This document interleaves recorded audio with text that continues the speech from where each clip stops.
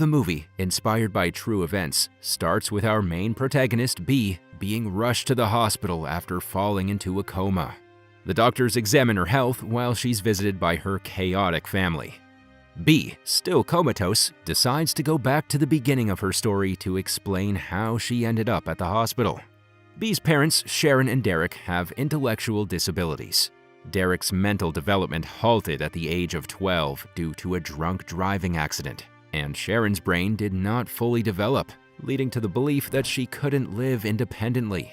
Despite these challenges, Sharon and Derek fell in love at first sight and eventually got married. Their parents were initially uncertain about their union, but reluctantly approved of it. Derek's mom, Loretta, wants Sharon to get sterilized because they believe the new couple is unable to raise a child. Sharon's mom, Peg, protests the idea, but her husband, Earl, who is Sharon's dad, doesn't want to take care of yet another child. They've been raising their intellectually disabled daughter like a child for 21 years. They decide not to take any steps for now because they believe the newlyweds are uninterested in anything romantic. Shortly after their marriage, B was born, which further increased the pressure on Sharon's parents, who were providing a home for the couple. B is named after her mother, Sharon's favorite cartoon character, Bambi. In the beginning, Sharon's parents, Peg and Earl, help take care of young B. As time passes by, Earl becomes tired of becoming the only breadwinner of the family, so he suggests Derek move out with his family. Peg wants Sharon and Derek to stay with them, as she doesn't trust them to take care of the baby or themselves. But Derek decides that they must move out and live as a family, which they do. Soon after, Derek and Sharon move to Nevada and initially live in a van before eventually buying a house. Fast forwarding to the present, a social worker named Mary arrives at the hospital to investigate the circumstances leading to B's coma. She engages in conversations with B's family members. Continuing with the flashback, B's childhood was initially filled with joy and fun, as Sharon and Derek worked hard to provide for her. However, when B turned 10, her parents began to place more responsibilities on her. Even Derek went so far as to teach her how to drive at a very young age, just in case he was unable to do so. In exchange for learning this skill, he promised B anything she wanted, which eventually led her to get a dog she named Godzilla. According to B, they enjoyed a happy life in a trailer park initially, and later in their new home. Nevertheless, from a very young age, B had to shoulder more than her fair share of responsibilities. This included taking care of the dog, looking after herself, and even caring for her mother. During one of the driving lessons, B mentions to her father how her classmates were calling them retarded. Derek is understandably sad at his daughter having to face that and the unjust judgment of the world towards them. But he assures her that they are just special. One day, Sharon accidentally leaves the door open, and Godzilla, their dog, escapes. B, determined to retrieve her beloved pet, decides to use her dad's truck to chase after him. As expected, the 10-year-old crashes the truck, and this incident prompts a visit from Child Services. This is the first time she meets Mary, the social worker. During her conversation with Mary, B expresses her inability to take care of Godzilla and her parents simultaneously. Following this incident, B's aunt and uncle, Joy and Ben, contemplate the idea that it might be beneficial for B to spend some time with them. B ends up spending the summer at her Aunt Joy and Uncle Ben's house, which is a disorienting experience for her, as she's not used to someone else taking care of her. When she has a near accident in the swimming pool, her uncle realizes that B needs more parental guidance and support. Joy and Ben decide to take on a more significant role in B's upbringing, mainly focusing on her education. Consequently, B starts going to a private school where she becomes best friends with Nia. She does really well in her studies and even joins the track team for extracurriculars.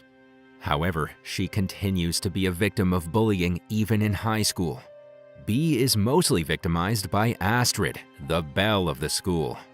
One day during lunch, B is approached by a handsome kid, Ethan. He tells her that he saw her drowsing in biology class, so he hands over his notes to her. After Ethan leaves, Nia notes that Ethan might have taken a liking to B. She also shares what she knows of Ethan, that he is a cancer survivor and the son of rich parents. B eventually ends up dating Ethan after connecting with him at a party. She continues to ace at school, but she's constantly having to worry about her parents and whether they can take care of themselves.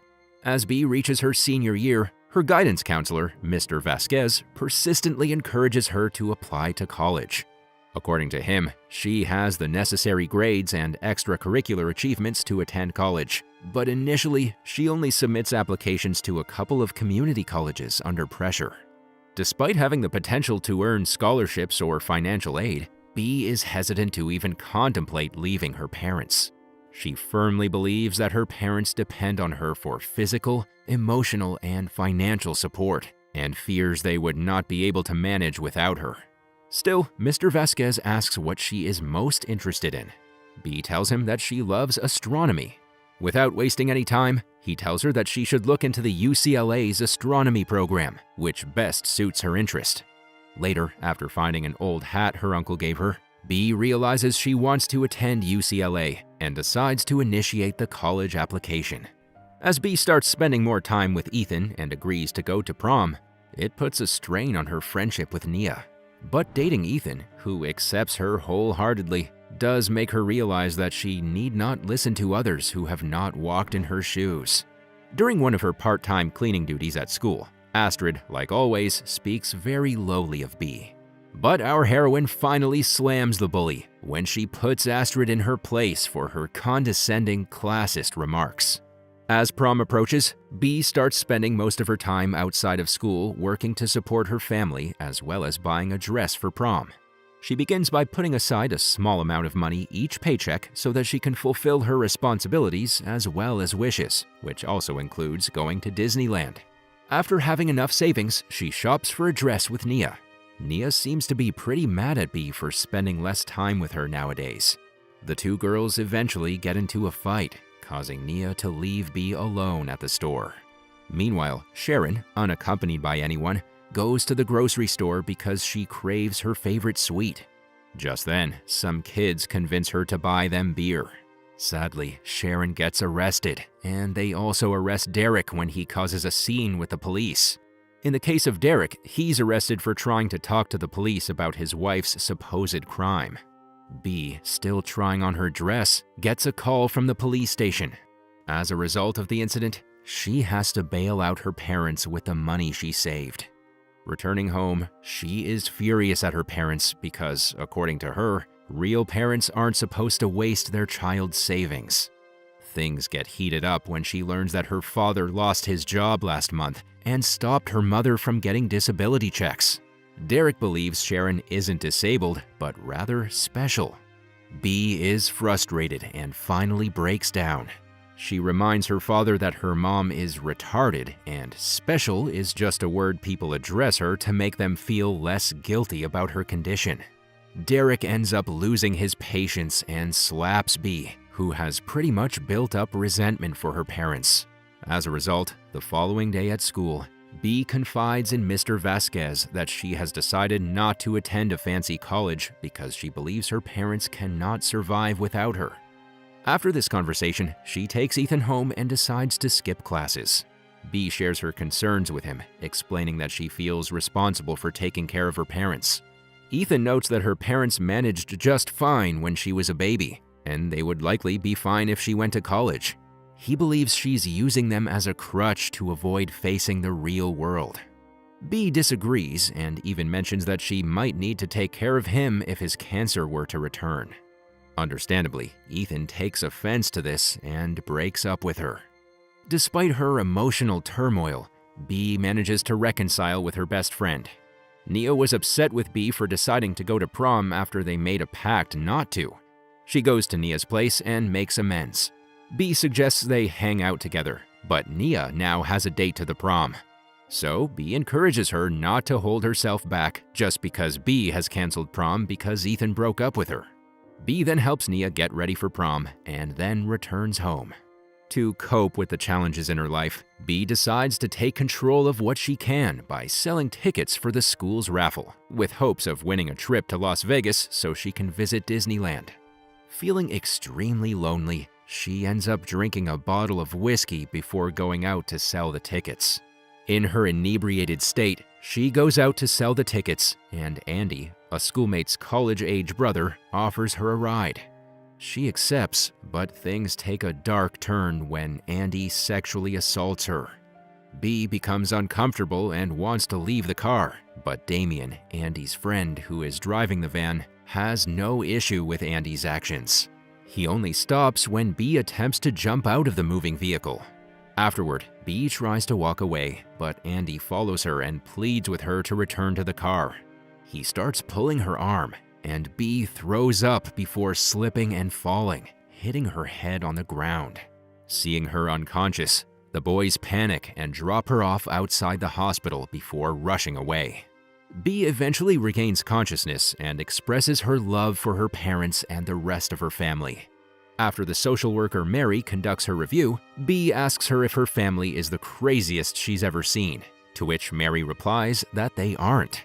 Later that night, Ethan visits B and apologizes, and they reconcile. B is eventually discharged from the hospital and slowly recovers during her final year of high school. She manages to graduate alongside Nia and the rest of her class. Despite her initial hesitation to apply to college due to her responsibilities, B decides to have an honest conversation with her father. Derek reassures her that, like any other parent, he wants her to move forward in life. This gives B the courage to apply to the college she desires and successfully gain admission. Even her grandparents, who had been grieving their children's conditions, decide to celebrate B's achievements. On graduation day, her entire family is present for the celebration. The movie ends with a heartwarming scene where B's parents drive her to college. Derek, now working as a Lyft driver, and Sharon proudly sing a song about B going to UCLA. Her mom wears a UCLA beanie and even shares the exciting news with a Lyft passenger. In the touching credits scene, the movie concludes with real family photos and an update that B is now in her third year at UCLA.